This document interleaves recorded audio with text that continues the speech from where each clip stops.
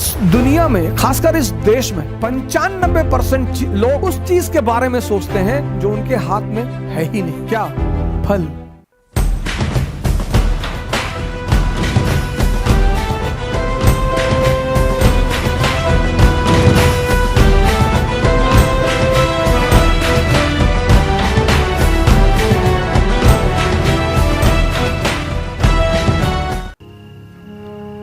अगर लोग आपके ऊपर हंस रहे हैं, इसका मतलब आप जिंदा हैं। अगर लोग आपको पीठ पीछे गाली दे रहे हैं, इसका मतलब आपने चमकना शुरू कर दिया है। अगर लोग आपकी आलोचना कर रहे हैं, तो आप कहीं बहुत आगे बढ़ रहे हैं सर। ये सब दिशा सूचक यंत्र हैं। गाली, आलोचना।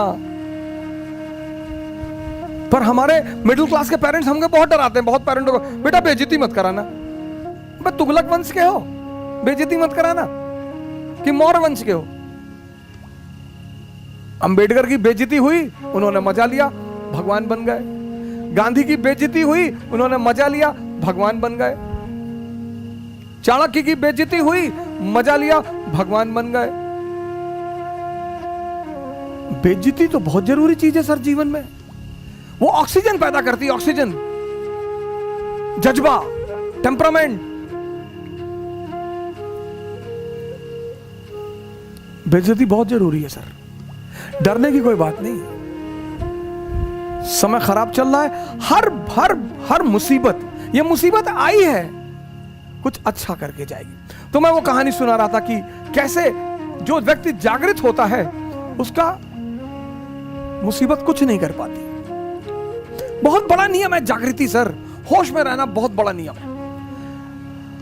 तो चीन में एक आदमी था किसी गांव में, उसके पास एक बड़ा नायाब घोड़ा था, बहुत नायाब, मतलब हवा से ज्यादा स्पीड थी घोड़े की। तो उस देश के राजा ने उस आदमी को बुलाया, कहा तुम अपना घोड़ा मुझे दे दो, तुमको मैं मुंह मांगी कीमत दूंगा। उस आदमी ने कहा कि सरकार घोड़ा तो ना बेचेंगे। अरे लोगों ने समझाया कि पागल हो, तुम क्या करोगे घोड़े का, और इतना पैसा राजा तुमको दे रहा, बेच दो। अरे उसने कहा यार तुम लोग क्यों मेरे पीछे पड़े हो, जाओ अपना काम करो, हम नहीं फायदा ले रहे ना, जाओ।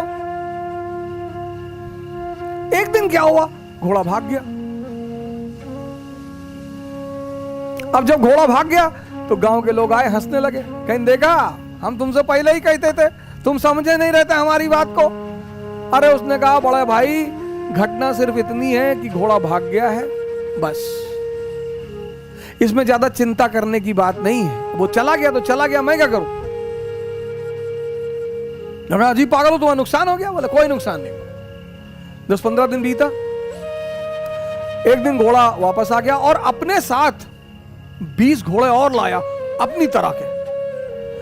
गांव वाले फिर आए, कहीं बेटा तुम बहुत चालाक आदमी हो, तुमको पता था कि कुछ कांड करने गया है ये। बड़ा बढ़िया यार, तुम तो बड़े फायदे में हो यार।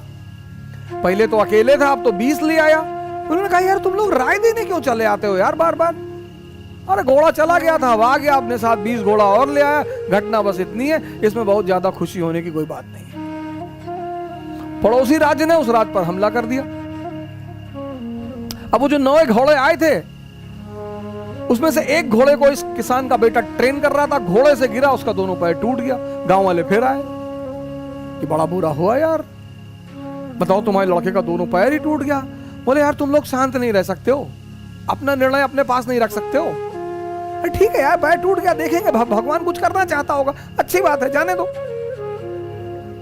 उसी वक्त पड़ोसी राज्य ने इस राज्य पर हमला कर दिया। गांव के जितने भी जवान लड़के थे सब सेना में बुला लिए गए।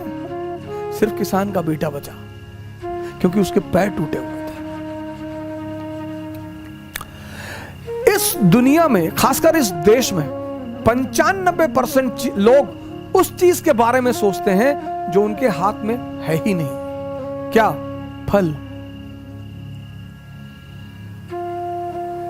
सर आपको पता ही नहीं कल क्या होने जा रहा है।